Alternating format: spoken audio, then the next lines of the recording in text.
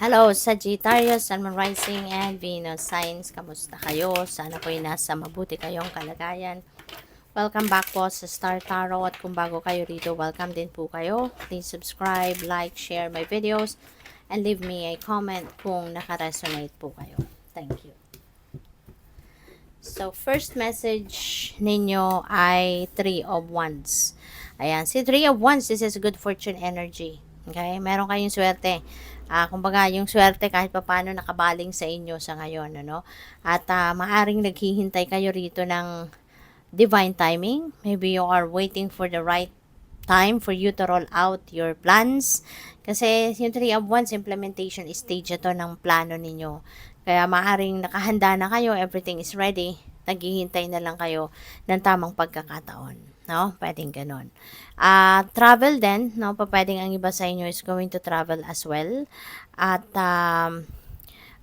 pwedeng overseas, no? Yung travel na to. So, pwedeng international travel.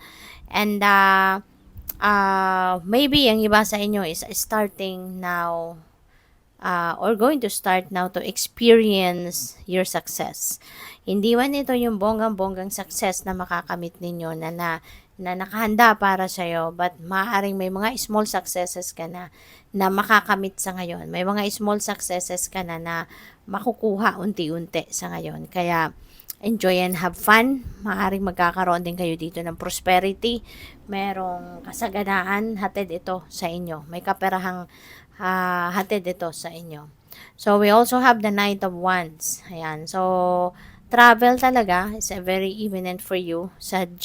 Maaring may travel talaga. And yung travel din na to could be an adventure as well para sa'yo. Baka pasyal ito, or po pwedeng yung adventure na to is because you are going to a place, kunyari, doon ka mag-aaral.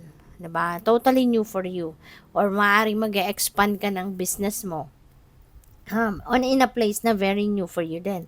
Na ngayon mo palang mararating, ngayon mo palang mapupuntahan, yung mga ganon ba? No? Kaya, this is going to be a very exciting exciting para sa'yo. Kasi nga, this could be totally new for you. So, parang adventure talaga ang datingan nito, no? So, King of Pentacles, kung saan ka man dito papunta, kung ano man ang gagawin mo, maaaring talagang dito ka yayaman, Sagittarius. Magkakapera ka dito ng bonggang-bongga. Si King of Pentacles kasi, very successful na sa kanyang money, career, and finances. Si King of Pentacles, someone na very established. Kung mayroon siyang negosyo, established na siya. Kung mayroon siyang trabaho, maaaring nasa mataas na posisyon na siya sa trabaho. Yung ganun ba? So, very successful, very wealthy, no? Prosperous and abundant. At pwedeng stable na siya, no? Financially talaga. So, pwedeng ganun kayo, magiging ganun kayo, or ganun na kayo sa ngayon, no? Kaya, congrats. Pwede rin ang iba sa inyo is receiving offers na maybe you are going to receive offers na talagang magpapayaman sa'yo. Diba? Magkakaroon ka ng maraming pera. Yung ganun. So, what else? We have hesitation. Ayan, for some of you, baka magdadalawang isip. Merong pagdadalawang isip. Pwedeng ang iba sa inyo dito nagwo-worry. So, baka baka related ito dito sa 3 of Wands.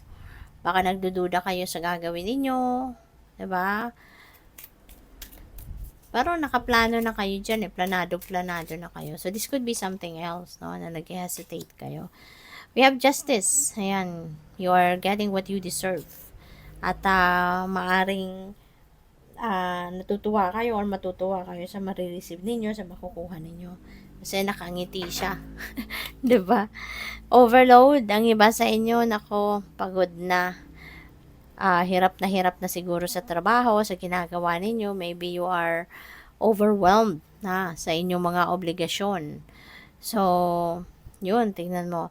Baka kailangan mo pahinga dito muna, Sagittarius. Okay? Kasi hindi mo rin naman ito mapaperform na trabaho mo 100%. Kung ganyan ka na nga, 'di ba? Wala ka ng energy, wala kang tulog, hindi ka rin naman makakapag-concentrate.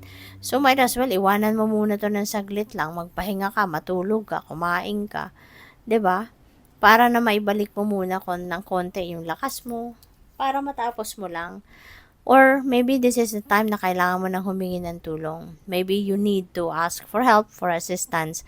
Kasi tao lang tayo, may kapaguran talaga tayo. Kaya kailangan mo din ng tulong at some point, no? Huwag kang mahihiyang humingi ng tulong, lahat tayo entitled for help, no? Kahit sino man pinakamayaman na tao diyan, pinaka-influential na tao, at some point kakailanganin niya ng tulong. Kaya huwag kang mahihiyang humingi ng tulong, okay? We have sweetheart. Wow. Ang iba sa inyo. Galing ultrasound yan, oh. Merong result, no? So, siguro, may bagong baby na paparating. Ayan, siguro baka malapit ng mga anak. Pero hindi pa, no? Maliit pa. As in, so siguro nagsisimula pa lang magbuntis ito, no? Kaya, good luck sa'yo, no? At mag-iingat lagi. So, thank you for watching. Love and light. Namaste.